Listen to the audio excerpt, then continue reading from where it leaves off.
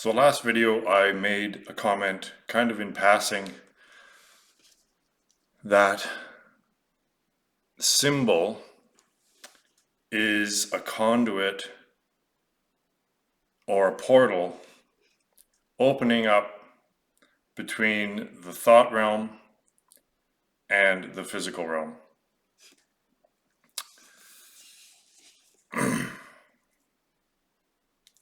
And Taoism would say that the degree to which we are programming computers, that is the degree to which we are being programmed. See, language, what are you communicating with? It's not really with each other, it's kind of with yourself, isn't it? Thought is a communication between. So if we are being programmed,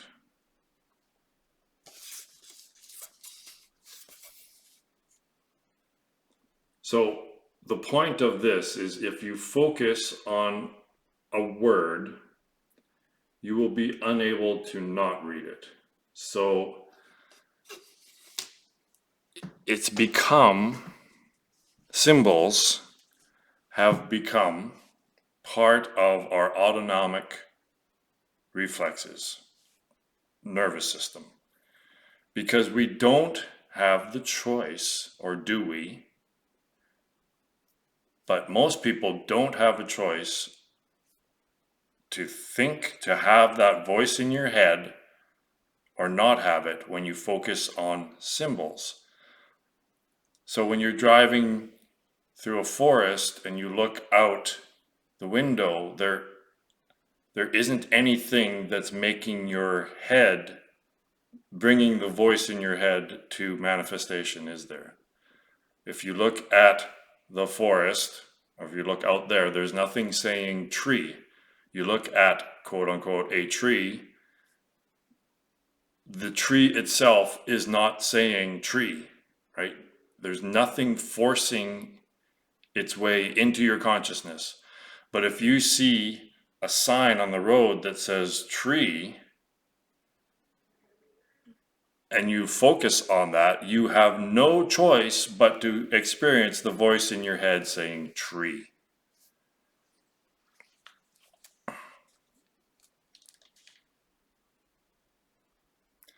So in this way, you're being programmed. So the thing about symbols is that they are simultaneously in a superposition. Well, that's what superposition means, simultaneously. They're in a superposition of existing in the physical realm, albeit on a two-dimensional plane. Within the three-dimensional realm, it's still physical, right? Two-dimensional objects are still physical, but they also cause the voice in your head, which I say, and my model points out, that it isn't physical. The voice in your head is the thought realm.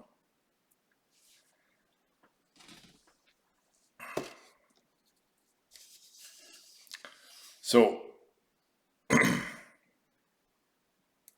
if you engage in the practice that I'm prescribing here, you will sit and watch thoughts arise from the stillness, and you'll watch your own consciousness as it operates.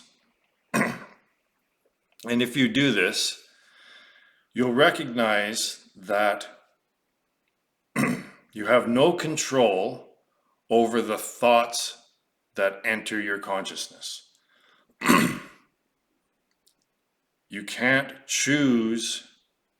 If you're just sitting there and not trying to do anything, and you're just watching your mind, you'll see that these thoughts come in basically at random.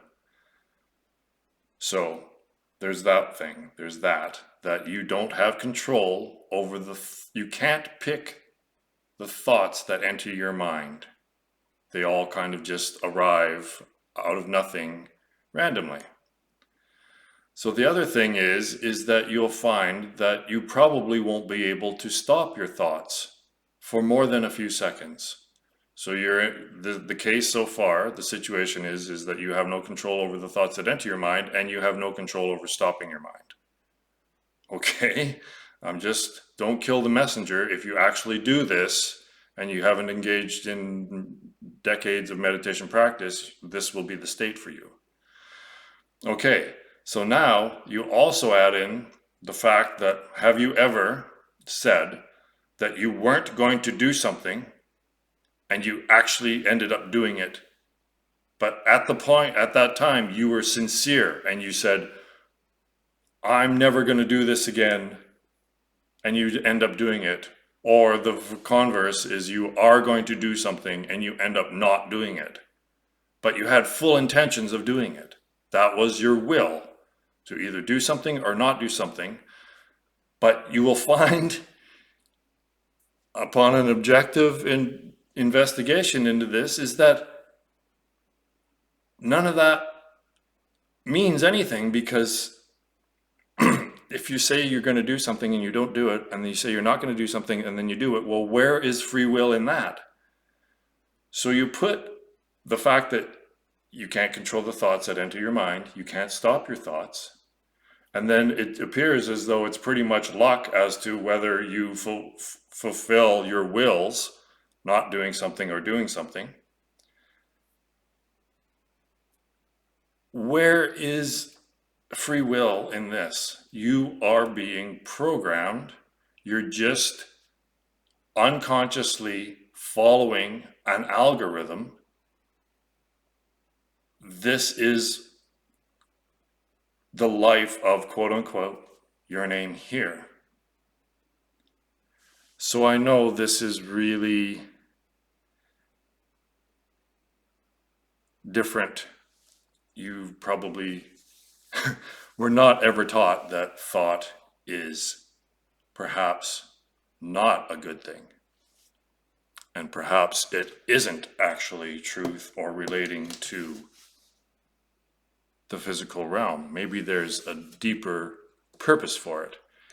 And what if that purpose is to program us to accept that the next iteration of samsara, the next big one, the next accepted fundamental reality, is the thought realm, with the transition period being the digital realm, which is symbol.